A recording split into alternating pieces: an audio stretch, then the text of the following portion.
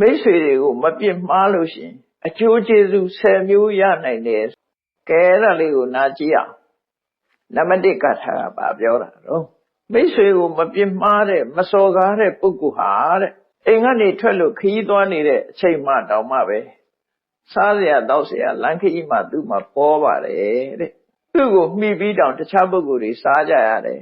ဥပမာမဲ့ရှင်သေဝလိပေါ့မြတ်စွာဘုရားကိုယ်တိုင်ကတော်လမ်းခရီးတစ်ခုကိုဖြတ်တဲ့အခါမှာအဖြောင့်သွားတဲ့လမ်းနဲ့꿰ပြီးတော့သွားရတဲ့လမ်းနှစ်လမ်းရှိတယ်꿰ပြီးသွားတဲ့လမ်းကမြို့တွေရွာတွေရှိတယ်အဖြောင့်သွားတဲ့လမ်းကတောပဲလူသူမရှိတဲ့တောကြီးဖြစ်တယ်အဲ့ဒီမှာမြတ်စွာဘုရားကတိဝတိပါပါတယ်ပါလို့ရှိရင်တော့တို့အဖြောင့်မဲ့သွားကြရအောင်ဆိုပြီးတော့လူသူမရှိတဲ့လမ်းကနေသွားတာလူသူရှိတဲ့လမ်းကတော့လူတွေကတွေ့လူကြမှာပေါ့လူသူမရှိတဲ့လမ်းကသွားပြီမဲ့လို့တော်နဲ့ကြီးတဲ့ရောင်းနေပြီမဲ့လို့လှူတဲ့လူတွေကအများကြီးတွေ့လာဒါရှင်သေဝလိရဲ့ပုံတစ်ခုအဲ့ဒါပြောရှင်သေဝလိရဲ့သူ့ကံကော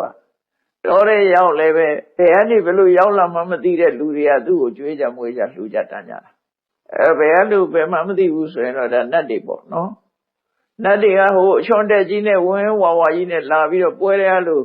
နတ်ဝတ္တစာတွေနဲ့လာကြွေးတာတော့မဟုတ်ဘူးသူလည်းခရီးသွားလို့ပါလို့နဲ့ပဲတွေ့ပြီးတော့ကြွေးသွားတာအဲ့တော့မိတ်ဆွေကိုမပြစ်မှားတဲ့လူကကုညီမဲ့လူနဲ့ကြုံကိုကြုံတယ်သိတဲ့လူနဲ့တွေ့ကိုတွေ့တယ်လို့ဆိုလို့တယ်ပေါ့ဒါနံပါတ်1ကထာကနော်နံပါတ်2ကယံယံသနပရံယာတိနိဂမေရာသဌာနိယောသဗ္ဗထပူဇိတောဟောတိယောနိမိတ်တနာနတုပ္ပတိမိတ်ဆွေတွေအပေါ်မှာပြစ်မှားမှုမရှိတဲ့ပုဂ္ဂိုလ်ဟာဘယ်အယတ္တိတသွားဘယ်မျိုးရောက်ဘယ်ရွာရောက်ဘယ်နေရာမှာမဆိုသူဟာအပူဇော်ခံရတယ်လက်ဆောင်တွေရတယ်ပူဇော်တယ်ဆိုတော့လက်ဆောင်ဘာနာပေးကြတယ်သူ့ကိုခရီးကျိုးဆိုကြတယ်ဒါတွေကိုပူဇော်တယ်လို့ခေါ်တာသွားလေရသူ့ဟာမျက်နှာပွင့်တယ်လို့ပြောအဲ့ဒါဒုတိယအကျိုးနောက်တတိယအကျိုးကမိတ်ဆွေကိုအပေါ်မှာမပြစ်မှားတဲ့ပုဂ္ဂိုလ်တွေစိတ်ကောင်းနှလုံးကောင်းရှိတဲ့ပုဂ္ဂိုလ်တွေဟာတဲ့ဘယ်တော့မှလမ်းသွားရင်တခိုးဓမြရဲ့အနှိမ့်ဆက်ကိုမခံရဘူးကိုသွားတဲ့အယတ္တိသားကနော်အုပ်ချုပ်တဲ့ပုဂ္ဂိုလ်တွေကကိုယ့်ကိုအနှောက်အယှက်မပေးဘူးဘယ်နေရာသွားအုပ်ချုပ်တဲ့မင်းဆိုးရာဇာတွေကကိုယ့်ဒုက္ခမပေးဘူးတခိုးဓမြကလည်းကိုယ့်ကိုမနှိမ့်ဆက်ဘူးအဲ့ဒီလိုအကျိုးမျိုးသဗ္ဗေအမိတ်တိတရတိတဲ့ကိုယ့်ကိုရံပြူးမဲ့ပုဂ္ဂိုလ်တွေနဲ့ဘယ်တော့မှမဆုံးဘူးကျော်လွှားနိုင်သွားတယ်အဲ့ဒီအကျိုးရတယ်တဲ့ဒါတတိယအကျိုးသရုပ်ထအကျိုးကတော့မိတ်ဆွေတွေကိုမပြစ်မှားတဲ့ပုဂ္ဂိုလ်ဟာအိမ်ပြန်မျက်နှာလှတယ်လို့ပြောလမ်းမှာရံဖြစ်လာတာမရှိဘူးလေအိမ်ပြန်ရင်မျက်နှာလှတယ်သဘာယံပဋိနန္တိတော့လူအတိုင်းဝိုင်းထဲမှာသူဟာအောင်မြင်လာတဲ့ပုဂ္ဂိုလ်ဖြစ်တယ်အိမ်ပြန်မျက်နှာလှတယ်ဆိုတာအစည်းအဝေးတစ်ခုသွားတဲ့အခါမှာသူပြောတာတွေအောင်မြင်လာတယ်အောင်မြင်လာတော့အတိုင်းဝိုင်းထဲမှာသူကပေါ်ပြူလာဖြစ်လာတယ်ဆွေတွေမျိုးတွေထဲမှာလည်းပဲအချီးမွမ်းခံရတယ်ထိတ်တန့်ပုဂ္ဂိုလ်ဖြစ်တယ်ဒါကနံပါတ်4အကျိုးနံပါတ်5တော့သူကိုယ်တိုင်ကသူများကိုအလေးပြုသည့်အတွက်ကြောင့်သူများကိုတယုတသေးလုပ်သည့်အတွက်ကြောင့်သူဟာရှိုးသေးတမှုခံရတယ်သူများကိုလေးစားသည့်အတွက်ကြောင့်သူ့ကိုလေးစားမှုခံရတယ်သူ့ရဲ့ခုံသတင်းချီးမွမ်းစကားတွေဟာလည်းကြော်စောတဲ့အပြောဆိုခံရတယ်အဲ့တော့လူတွေကမသိကြလို့လူတယောက်ကိုကချိုသားသားဆက်ဆက်ပြောမယ်ဆိုရင်ကိုပြန်ချိုသားသားဆက်ဆက်ခံရတာပဲလေကိုကရင်ကြေးကြေးနဲ့ပြောရင် तू ကရင်ကြေးကြေးပြန်ပြောမှာကိုကဆဆဲပြီးတော့မှသူများချီးမွမ်းတာခံခြင်းလို့မရဘူးလေ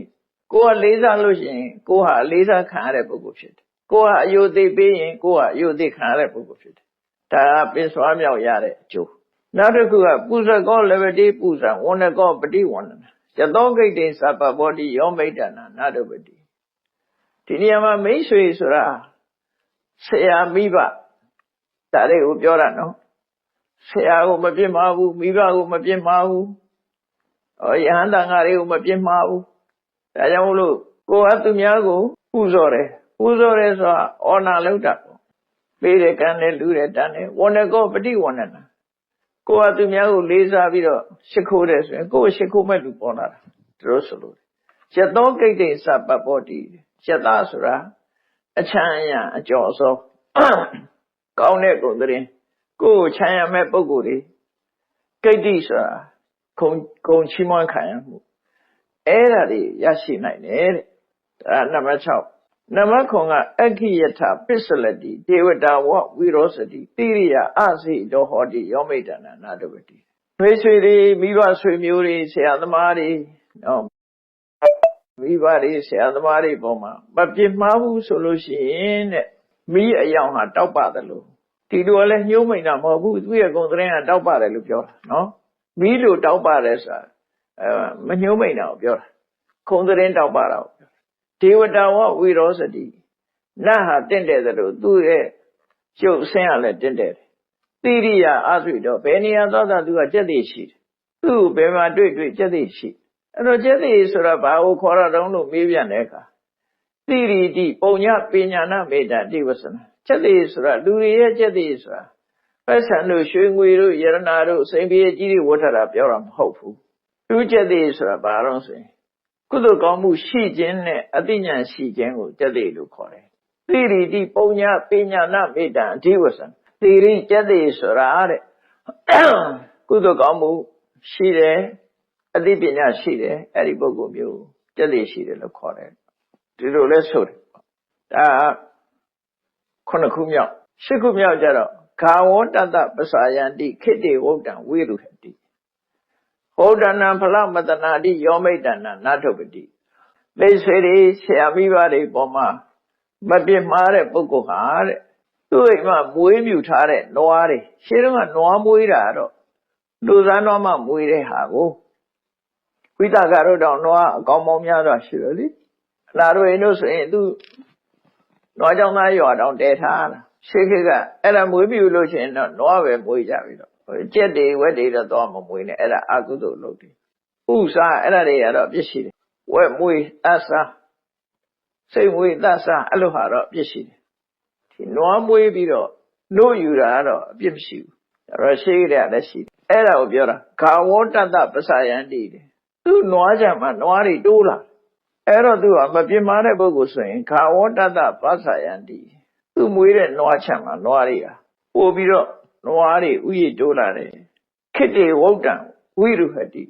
စိုက်ခင်းတွေကလည်းပဲအပင်တွေကကောင်းကောင်းပေါက်တယ်ဖြစ်ထွန်းတယ်ဟုတ်ဒနာဖလမတနာတိစိုက်ထားတဲ့အပင်တွေကလည်းအသီးကျတယ်ဟုတ်တယ်ဒါတွေကဆက်ဆက်နေတာတချို့ကျတော့စိုက်ပြီးပိုးတွေကျပြီးအကုန်လုံးပျက်စီးသွားတဲ့ပုဂ္ဂိုလ်လည်းရှိတာပိုးမကြဘဲနဲ့ပိုးပြီးတော့သီးတာလည်းရှိတယ်ဒါတွေကတချို့ကလူကံကြမ္မာနဲ့ပတ်သက်တာတွေလည်းရှိတယ်အဲဒါကြောင့်လူတော်လူကောင်းတွေမှာတဲ့ဝေးပြူထားတဲ့နွားတွေတိုးလာတယ်နော်လယ်မြေစိုက်ပျိုးထားတဲ့အားတွေကပို့ပြီးတော့ပေါက်တယ်နောက်စိုက်ထားတဲ့အားတွေကအသီးနှံတွေအများကြီးထွက်တယ်အဲ့လိုအကျိုးရှိပါတယ်တဲ့ဒါက10ခုမြောက်အကျိုး9ခုမြောက်ကြတော့6ကဘာကြီးတို့တောင်မော်တို့သစ်ပင်တို့ဟာအဲ့ဒီကနေပြီးတော့မတော်တဆ6ကဘာကြီးတဲ့ချော်ကြတယ်တောင်မော်ကမတော်တဆချော်ကြမယ်သစ်ပင်မော်ကမတော်တဆချော်ချမယ်စုတော်ပဋိဋ္ဌံလဘတိမိတ်ဆွေကိုမပြစ်မှားတဲ့ပုဂ္ဂိုလ်ဆိုတာအဲ့လိုမတော်တဆခြေကျော်လက်ချော်ကြပြီမဲ့လို့တဲ့ကံကောင်းပြီးတော့သူကဘယ်တော့မှအောက်ထီအောင်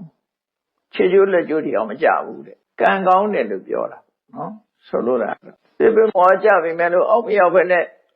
သစ်ကိုင်းမော်တင်နေတာတို့ချုံမော်တင်နေတာတို့ဘာမှတန်ရမရတာတို့ရှိတယ်လေဒါမျိုးတွေအဲ့တော့မိတ်ဆွေကိုမပြစ်မှားတဲ့ပုဂ္ဂိုလ်တွေကအဲ့လိုအကျိုးကျေးဇူးဒါနံပါတ်9နံပါတ်10ကျတော့လေဟာတချို့သစ်ပင်တွေဆိုရင်အလွယ်တကူတိုက်လှဲတယ်သို့တော့အမြင့်တွေကသိပ်တမ်းမာတဲ့ညောင်ပင်လို့အပင်မျိုးကြတော့မုံတိုင်းကတိုက်လှဲဖို့မလွယ်ဘူးသူကအမြင့်ကသိပ်ပြီးတော့ခိုင်တယ်အမြင့်တွေလည်းများတယ်အဲ့ဒီညောင်ပင်ဟာအမြင့်တွယ်မှုအားကောင်းသလိုပဲနံပါတ်10အကျိုးကတော့